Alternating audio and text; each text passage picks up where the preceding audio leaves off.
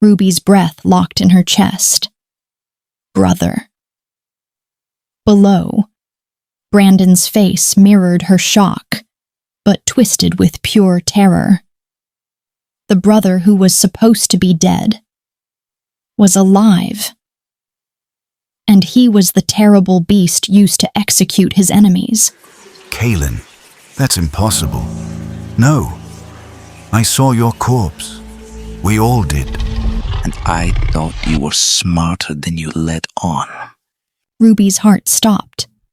Kaelan, his real name, a forbidden name, whispered in the slave quarters, a name spoken only to describe a prodigy, a ghost. The witch said you were no longer an obstacle, just a means to an end. She said she killed you. Oh, she did, in her own way. His voice dripped with mockery. I gave you mercy, brother, and this is how you repay me. You gave me nothing. You had everything while I had none. I lived in the dirt. And you should have stayed there. I allowed you to live in that village even after you murdered our father. That was my mercy. I blinded the rules for you, and you betrayed me, handing me over to the very corruption I fought. Look at you now, a puppet to the ones who cursed me. Brandon flinched like a whipped dog, and Kaelan's rage, buried for so long, finally broke free. Did you enjoy it, watching me kill those who opposed you?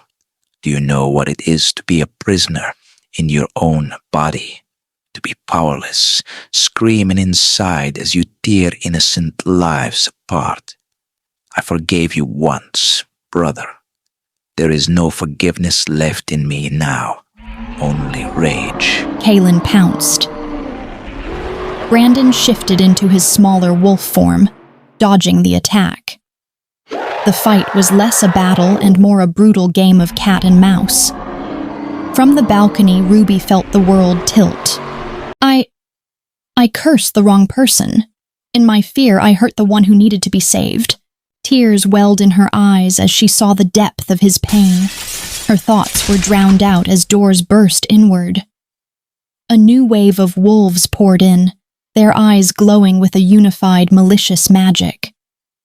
These were different. Kaelan didn't move. He simply exhaled, a slow, disappointed sigh. I was hoping for a fair fight, but the corruption runs deep and is as cowardly as ever. They lunged as one. The hall became a storm of claws, cracking bones and spraying blood. But for every wolf Kaelan crushed, 2 more took its place. And then, a chill swept the hall. The air grew heavy, bending with unnatural weight. The wolves paused. A vortex of violet light swirled in the center of the room, and a figure stepped out.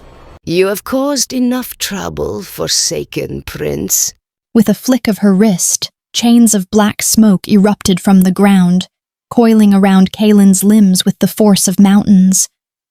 He snarled, his muscles straining. But the chains only tightened, driving him to his knees. Brandon, be a big brother for once and end it. Pay back the mercy I gave you. Kaelan would rather die than return to be the feral beast. Brandon stepped back. The witch was too powerful. Interesting. You were meant to be feral, a beast. She sniffed the air. This is an ancient bind.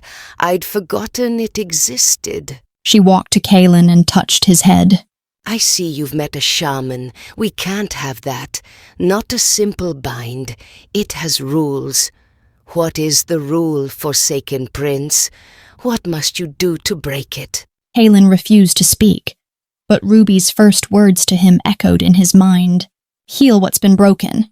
No matter. I will override the shaman's curse with one of my own. It's a pity. These binds are connected to the shaman's soul. If broken by force, the shaman dies. She laughed, a cruel grating sound. You were never meant to be free. Her eyes flicked upward, straight to Ruby's hiding place. Come out, little spark. Don't be shy. Ruby's blood turned to ice. As she frantically searched the grimoire for an answer, a small, broken shadow moved at the corner of her eye.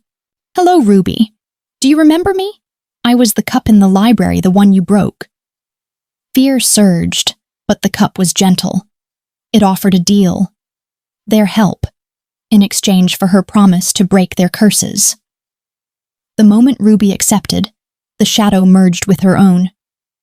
It guided her on a detour, to pick up a simple, forgotten ring and to leave the grimoire behind. When she finally descended, Brandon's eyes lit up with possession.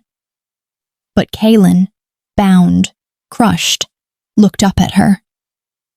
His golden eyes softened for the first time. Not with fear for himself, but with fear for her. And that broke something inside her. "If you touch him, I will release every curse in this castle."